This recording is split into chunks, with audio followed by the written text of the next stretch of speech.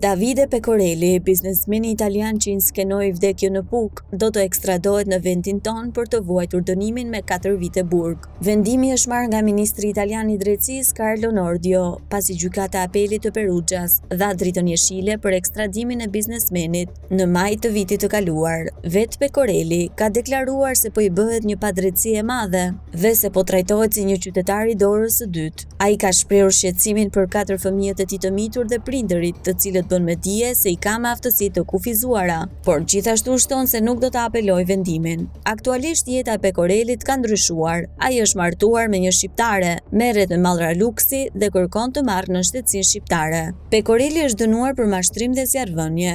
Biznesmeni u zhduk në janar të vitit 2021 në Puk, ku u gjetë djegur makina që ai kishte marrë me qira dhe disa mbetje skeletore. Më 17 shtator, ai u gjet shëndoshë mirë pranë ishullit Monte Cristo, nga ku u shpreh se po kërkonte një thesar.